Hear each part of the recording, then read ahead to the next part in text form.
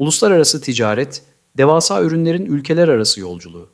Peki bu ürünlerin kim tarafından, nereden nereye, nasıl teslim edileceği kimin kurallarına göre belirleniyor?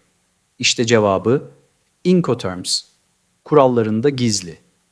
Merhaba arkadaşlar, Lojitube kanalına hoş geldiniz. Bugün sizlerle dış ticaretin gizli dili olan Incoterms kavramını ve en önemli teslim şekillerini konuşacağız. Eğer ihracat, ithalat ya da lojistikle ilgileniyorsanız bu terimleri mutlaka bilmelisiniz. Öncelikle Incoterms ne demek? Incoterms, İngilizce International Commercial Terms ifadesinin kısaltmasıdır. Yani uluslararası ticari terimler anlamına gelir. Bu kurallar bir malın satıcıdan alıcıya geçişi sırasında kimin neyi yapacağını, hangi aşamada sorumluluğun kime geçeceğini ve masrafların nasıl paylaşılacağını açık bir şekilde belirler. Kısacası satıcı mı nakliyeyi ayarlayacak, alıcı mı sigorta yaptıracak, gümrük işlemleri kimin sorumluluğunda gibi soruların cevabını Incoterms verir. Incoterms kuralları ilk kez 1936 yılında Uluslararası Ticaret Odası ICC tarafından yayımlandı ve düzenli aralıklarla güncelleniyor. Günümüzde en güncel sürüm Incoterms 2020. Bu kuralların amacı ülkeler arasındaki ticaret farklılıklarını ortadan kaldırarak standart bir dil oluşturmak. Şimdi gelin en sık karşılaşılan bazı Incoterms terimlerine bakalım. İlk olarak AXW, Ex-Works, iş yerinde teslim. Bu terimde satıcı, malları kendi yerinde alıcıya hazır hale getirir. Bundan sonrası tamamen alıcının sorumluluğundadır. Nakliye, sigorta, gümrük, her şey. Örnek, İstanbul'daki bir üretici, XV şartıyla bir ürünü satıyor. Ürünü fabrikadan almak, taşımak ve ithalatını yapmak alıcının işi. Gelelim FOB, Free On Board, gemide teslim. Satıcı, malları gemiye yükleyene kadar tüm masraf ve riskten sorumludur. Yükleme tamamlandığında sorumluluk alıcıya geçer. Örnek, İzmir limanından çıkan bir konteyner FOB şartlarında satılmışsa, konteyner gemiye yüklendikten sonra risk alıcıya aittir.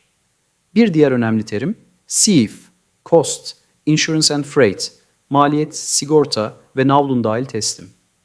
Burada satıcı sadece malı değil, aynı zamanda deniz yolu taşımacılığını ve yük sigortasını da organize eder.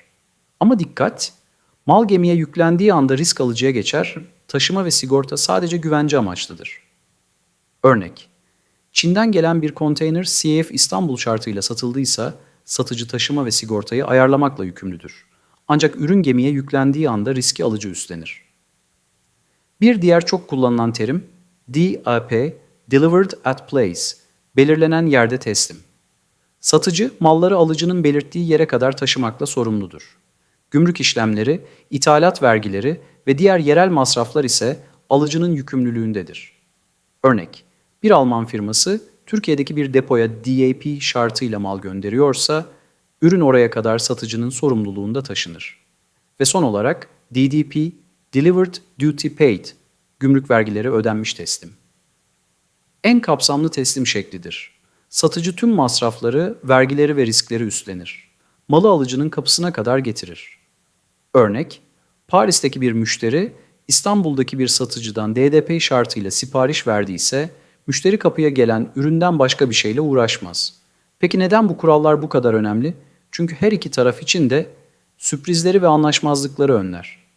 Eğer satıcı ve alıcı arasında Incoterms kullanılmazsa, nakliyeyi kim ödeyecek, sigorta kime ait olacak, ürün limanda hasar görürse sorumlu kim gibi sorular büyük anlaşmazlıklara yol açabilir. Özetle, Incoterms, uluslararası ticaretin görünmeyen ama hayat kurtaran kılavuzudur. Eğer bu video sana faydalı olduysa kanala abone olmayı ve videoyu beğenmeyi unutma. Ayrıca yorumlara yaz. Daha önce duyduğun ya da çalıştığın bir teslim şekli oldu mu? Hangisi sana en karmaşık geldi? Bir sonraki videoda görüşmek üzere.